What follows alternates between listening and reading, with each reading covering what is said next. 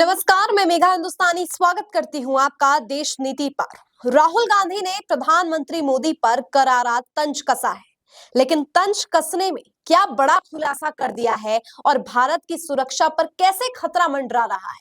साथ ही चीन ने ड्रोन का आविष्कार या कहूं कि तकनीक में इतने आगे बढ़ चुके हैं कि सेना में ड्रोन का इस तरीके से इनकलकेट कर दिया है कि अब भारत की सुरक्षा को बड़ा खतरा है। और भारत के लिए राहुल गांधी ने क्या कुछ कहा है, सभी आयामों पर बात करेंगे। वीडियो को अंत तक जरूर देखिए। वीडियो की शुरुआत में आपको बताते हैं राहुल गांधी ने क्या कहा है। राहुल गांधी ने ट्वीट किया है, Drones have revolutionized warfare, combining batteries, motors, and optics to maneuver and communicate on the battlefield in unprecedented ways. But drones are not just one technology. They are bottom-up innovations produced by a strong industrial system. Unfortunately, PM Modi has failed to grasp this. While he delivers teleprompter speeches on AI, our competitors are mastering new technologies. India needs a strong production base, not empty words. India has immense talent, scale, and drive. We must have a clear vision and build real industrial power prowess to give our youth jobs and lead India into the future. अब राहुल गांधी यहाँ पे सबसे पहले जो तंज कस रहे हैं वो आपको बता दूं। टेलीप्रॉम्प्टर से भाषणों में कैसे प्रधानमंत्री मोदी जो है बोलते बोलते फिसल जाते हैं, मतलब उनको एआई का इस्तेमाल तो कर रहे हैं लेकिन टेलीप्रॉम्प्टर के लिए कर रहे हैं, और कैसे एआई का प्रयोग करके विकास की सीढ़ियां चढ़ रहा है चीन। अब इसको लेकर ड्रोन के बारे में अगर मैं आपको खास बताऊं तो केवल ड्रोन ही आविष्कार नहीं, बहुत सी ऐसी तकनीकी विकास कर लिया है चीन ने जिससे भारत की सुरक्षा को काफी खतरा है। ड्रोन की बात अगर मैं बताऊं तो पाकिस्तान के लाहौर से भारत के फिरोजपुर में, पंजाब के अमृतसर, फिरोजपुर जैसी शहरों में हमेशा अटैक्स की वारदात आती रहती है कि ड्रोन पाए गए।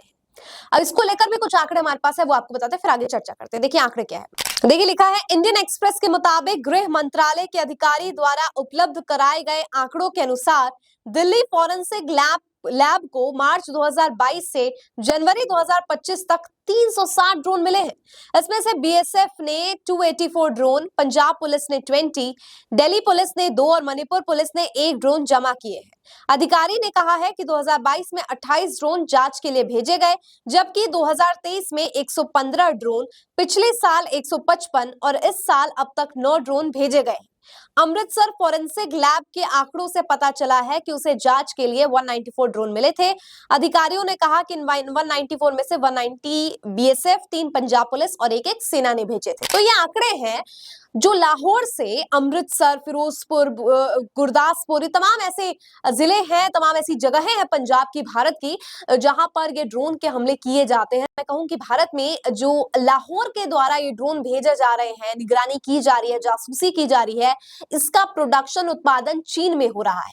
यानी चीन में उत्पादित किए गए ड्रोनों को सप्लाई पाकिस्तान और बाहरी मुल्कों में किया जा रहा है, जिससे भारत में अटैक हो रहे हैं।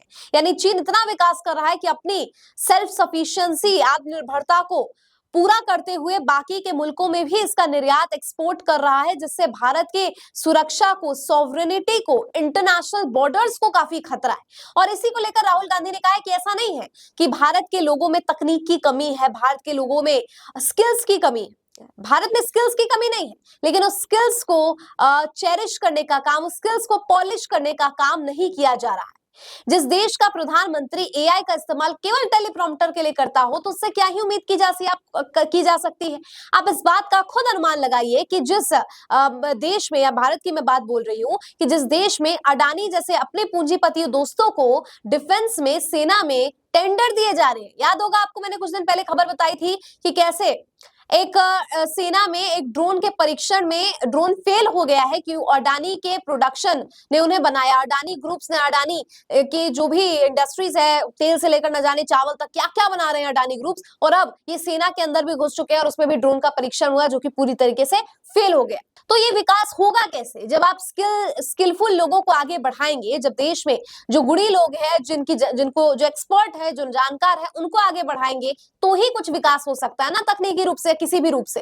लेकिन आप तो अपने बड़े पूंजीपति मित्रों की सहायता के लिए उन्हें वो सारे टेंडर देश के दे देते हैं जो टेंडर सेना के इंजीनियर्स को देने चाहिए।